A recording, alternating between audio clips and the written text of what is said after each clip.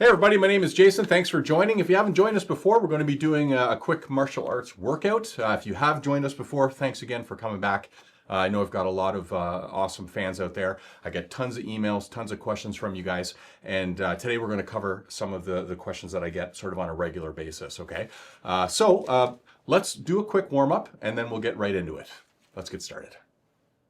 Okay, we're going to warm up the upper body and then we'll move on to the lower body. So let's just start first with, we're just going to do some really loose punches, okay? These are not form-based really. There's no particular strategy here behind how to execute the punch. Really what I'm trying to get going is just, get the juices flowing in my shoulders, get my hips turning back and forth. I'm really just pretty loose here. I'm not even really clenching or locking at the end.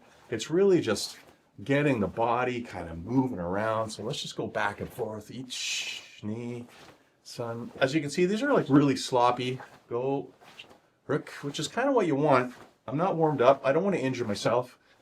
Hutch, ku, ju. Certainly one of the biggest problems that martial artists can have is if they don't warm up properly, they sort of go from 0 to 100 right away.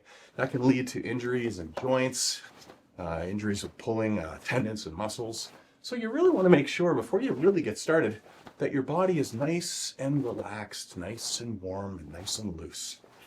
Knee, just sort of throwing these at kind of like 10%, I guess, if I had to put a percentage of power behind it. I'm really just moving my arms, getting the hips. You can see without the arms, the hips are really just kind of going back and forth. Good.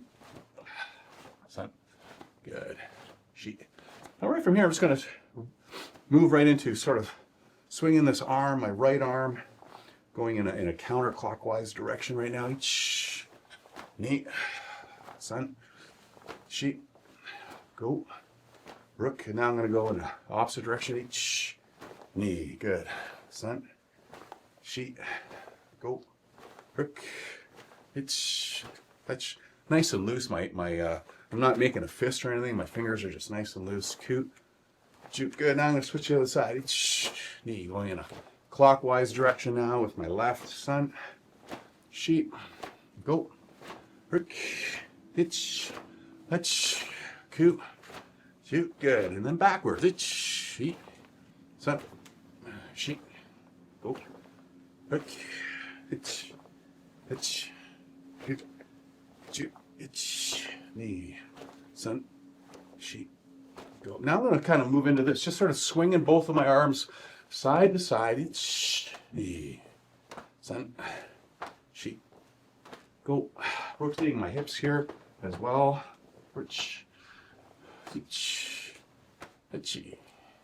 Cute. Ju. Knee, sun, sheep, go. Good. Sit. Touch. Cute. Shoot. Good. Back into those punches. Hitch. Knee. Sun. Sheep. Go. Rook. Hitch. Cute. Shoot. Hitch. Knee. Sun. Sheep. Go. So nice and loose. Hitch. Barely even making the form at all. If I was making the form and this was the form, I would hope that my sensei would correct me. Okay, so we're not really going for form here or technique really.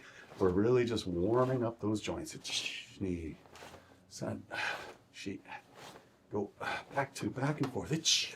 Knee, sun, sheep, go, rook, hitch, coot, shoot, knee, sun, sheep, go. Now let's do a jugutai stance. Basically, your feet are a little bit wider, we'll say, than shoulder width apart. Your legs are sort of bent, like so. Okay, we're going to be left hand out. We're kind of aiming at the solar plex area with our fist, okay? And again, these are not hard. Maybe a little more form here. Okay, you're just sort of getting the arm up there. Knee, sun, sheep, go, rook, good. Hutch, coot, ju, hitch, knee. Again, sun. These are still nice and easy. Go, hitch, hutch, coot, Ju. It's. Ni. San. Shi. Go. Good. Shake it out. Nice and loose. Just a little bit of advice on doing punches. There's a huge difference. Just trying to figure out the best angle here to show you. I guess maybe when I'm doing punches, there's a big difference between. I want to talk a little bit here about hyper extending your joints, which is obviously you don't want to do that. So there's a big difference in doing a punch between stopping your arm here and stopping your arm here. Okay, you can see here my arm, for all intents and purposes, is fully extended.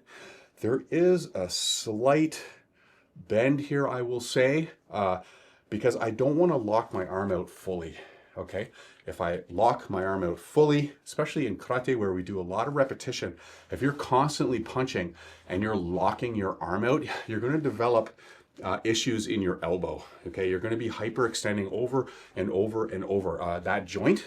And depending on how much you train, someone like me, you know, if I was doing that for years and years and years, I would completely tear up my elbow. So you don't want to be hyperextending the arm. So when you kime or lock at the end of the technique, which is what we do in karate, you want to make sure that you are kimeing right at the point just before your arm is hyperextended. Okay, it's very important. So let's try that. Okay, so I want to get the feeling like my arm is not fully locked out, but it's also not sort of bent in this position. I'm just trying to the best angle here to show you. It's not bent sort of in this position. It's not absolutely straight. It's almost like just relaxed, a relaxed bend in the elbow, but still you're tightening up at the end of that punch. Think about it like when you golf. If you golf or you play any sort of sport that requires a lot of leg work, it's the difference between standing with your legs super stiff and super straight, or that point where you're sort of relaxed and your legs have a slight bend to them. You'll see golfers often address the ball that way. Their legs are not locked out. Their legs are not also super bent. Their legs are sort of like in this relaxed. They've got a slight athletic bend in them. Okay, so let's try that. We're going to get back down into Jugutai stance. Okay, your feet are more than shoulder width apart. Legs are bent. You're going to have your arm out. And again, you're not hyperextending. You're stopping just short of that hyperextended position with a slight, very, very slight bend in the elbow joint. Ready? Hitch. Knee. San. Shi. Go. Rook. Hitch. Hutch. Coot.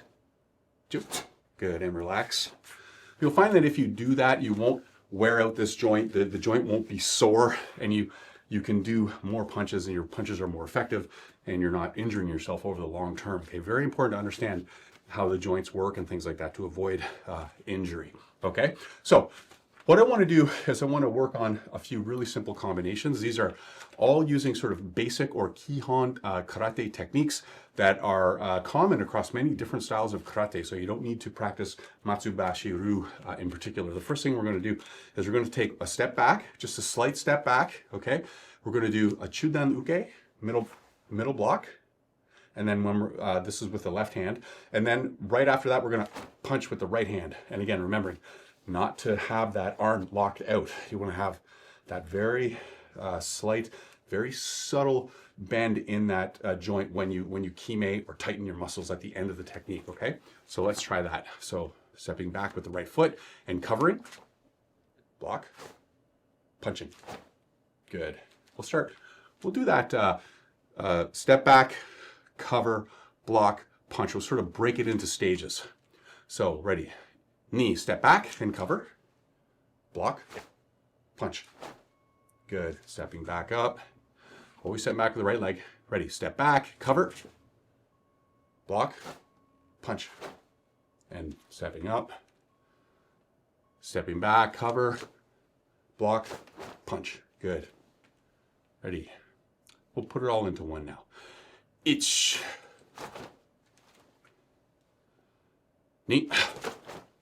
You can play with the timing. You can sort of roll one technique right into the next, right? Or you can do a little kime or a little break between the techniques, right? There's a subtle difference between those. depending on what you're working on. If you're working on timing, if you're working on speed, maybe you just want to roll the two right together, okay? Stepping back, itch. Good. Knee. Good. Sun. Good. Sheet. Go.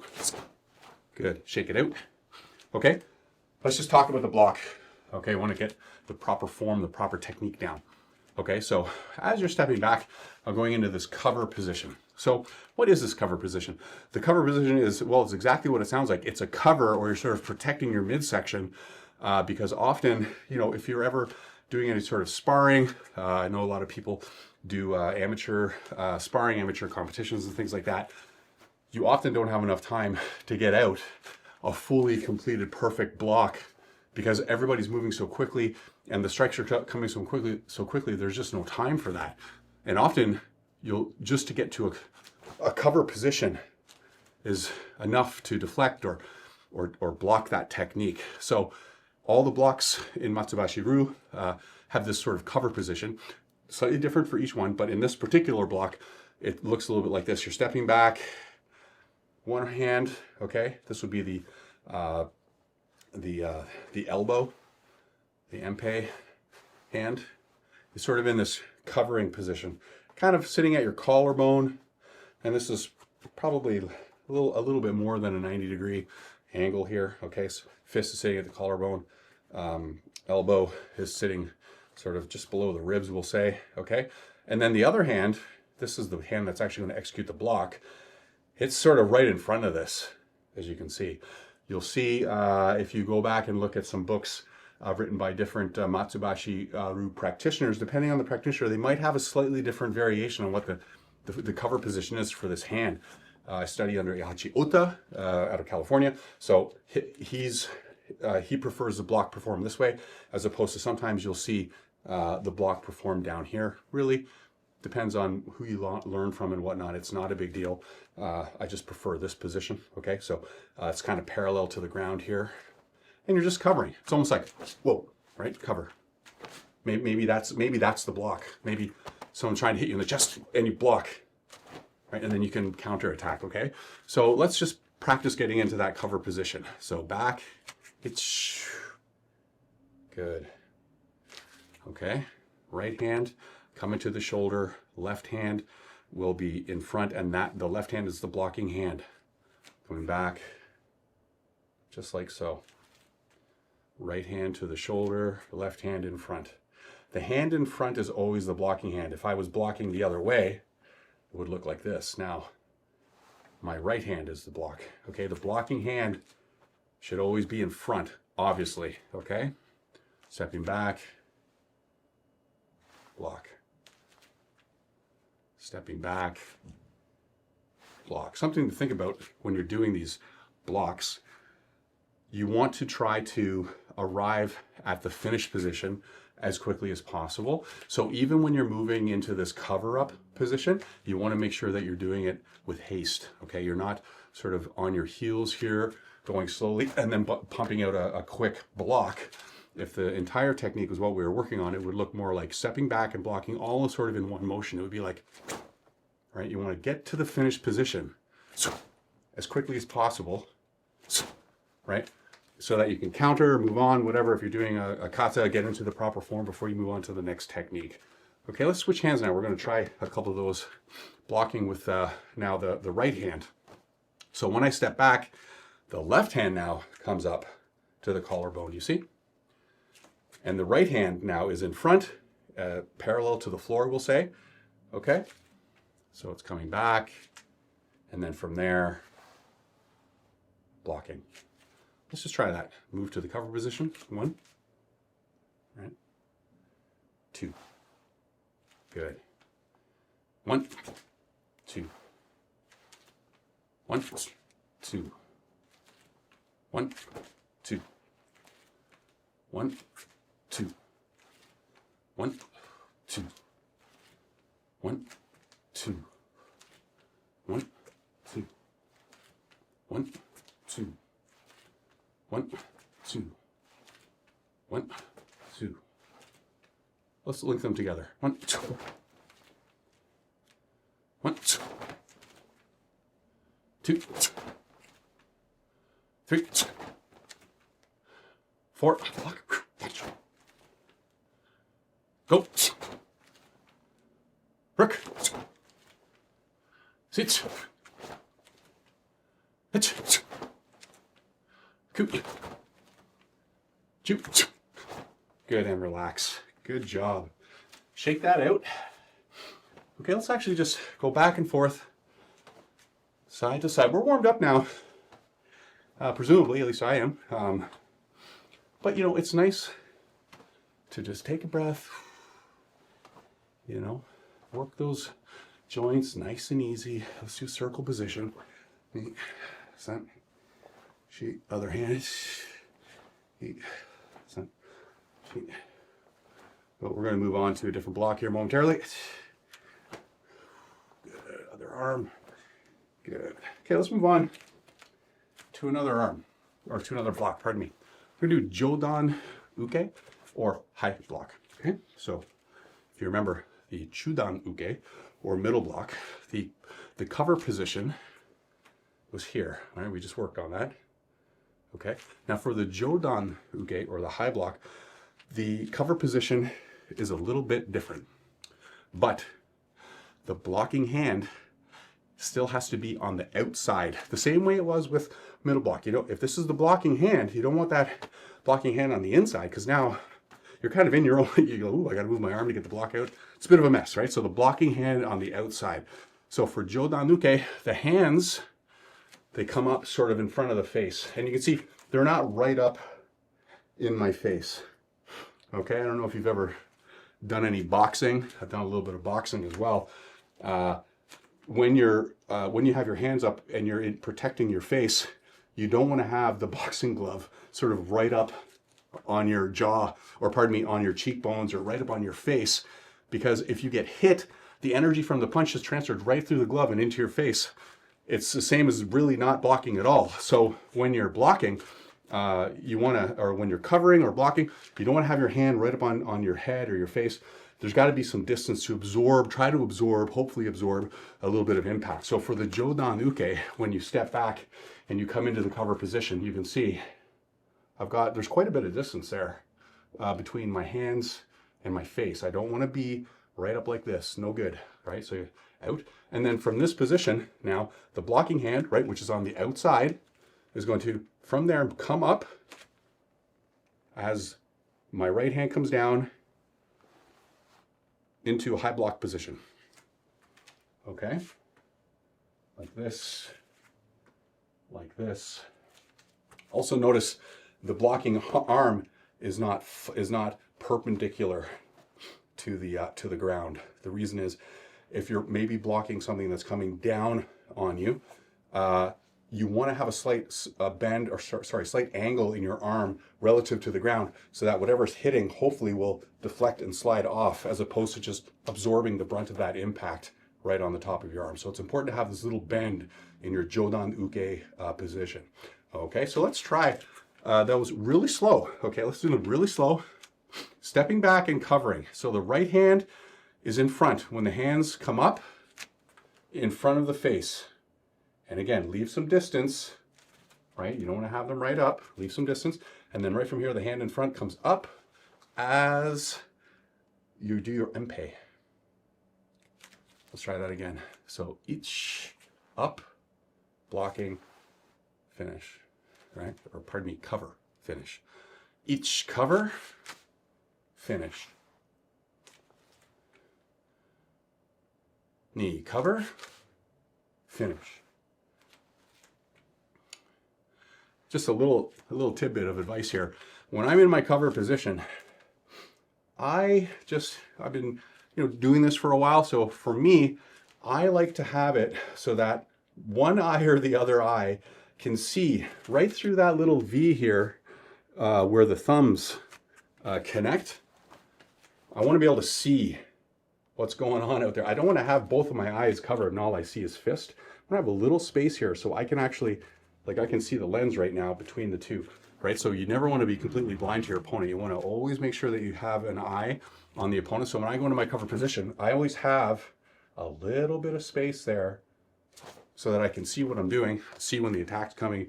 Maybe the attacker's moved on to something completely different. Maybe, yeah, you don't know, right? So the point is you always want to be able to see what your opponent is doing. So let's try that again, nice and slow. So into the cover position, right? Got my little space here, I can see, and then into the final block. Arms has a slight angle relative to the floor. Okay, so each. Good, we're doing these nice and slow just to get the form of it. Knee. Sun.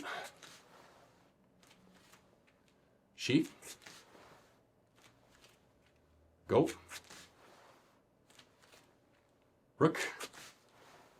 Good. Okay, let's try adding a little bit of speed to it. Okay, and the same way when we were doing the middle block, when you're moving to the cover position, you're not doing it slowly, okay? You're making sure that you get back there quickly so that you can get to the block right away. Okay, so here we go. Up and block. Good. Ready. Up. Block. Good. It's good. Sun. Sheet. Go. Good, good. Shake it out. Switch to the other hand. Okay, so now the right hand will be on the outside. Okay, remember, you can't have it on the inside. You want it, the other hand in the way. The blocking hand is generally always on the outside. Okay, so now we're stepping back with the left leg. Cover position, again, got some distance here, right? Again, can see, I have an eye on the lens there. I can see, I've got a little space. I can see what's going on. And then from there, block. Each cover position, block. Right hand, an angle relative to the floor, okay? These are all basic Kihon technique, but you can't get to the more advanced technique until you have a really solid understanding of the basics, okay? Advanced technique are really just more complicated combinations or variations of basic technique. So I'm always stressing to students, no matter if you're a white belt or if you've been training for years, always work on your basic technique. It will lend itself to the more advanced techniques. All right, so we're stepping back. Again, right hand in front, moving to that block position. Right hand in front, moving to that block position. Good. Right hand in front, moving to that block. Okay, let's try speeding up a little bit. So each. Neat. Sun. Good. Sheep. One more. Go. And relax. Good. A couple things to keep in mind when you're doing these techniques or any technique. Breathe.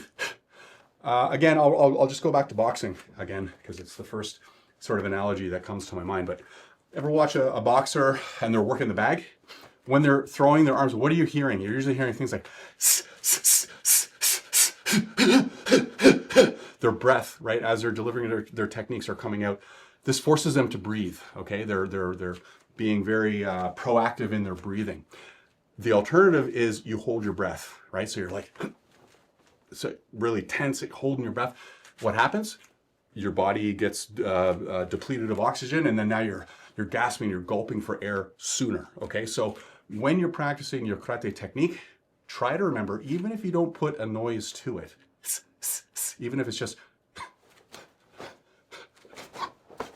right? You're always just letting the air flow, because when you naturally exhale, your body will take that little breath back in. You want to make sure that you're cycling oxygen, carbon dioxide all the time, okay? Let's try a couple more of these. Again, right hand is going to be blocking. It's neat. Mouth should always try to be open. Good. You don't want to be pursing your lips or blocking that airflow. It's good. Neat. Good. Good, and shake it out. Good job. Just breathe. mat keeps moving around here. Breathing. Work the arms back and forth. Knee. Sun. Chi. Go. Work. It's. That's. Cute. Chew. Okay, one more thing before we sign off for today. If you're ever doing Kihon basics at the dojo, you know what I mean, right? You're usually standing to one side of the dojo along the wall, and you're doing a technique, and you're kind of making your way across to the other side of the dojo. Then you get to the other side, you turn, right, and then you kind of assume the ready position, or maybe hold your technique until sensei advises you on what to do next. For the Jodan-uke, and the different variations of this apply to all the blocks, but I'm just going to talk about Jodan-uke right now.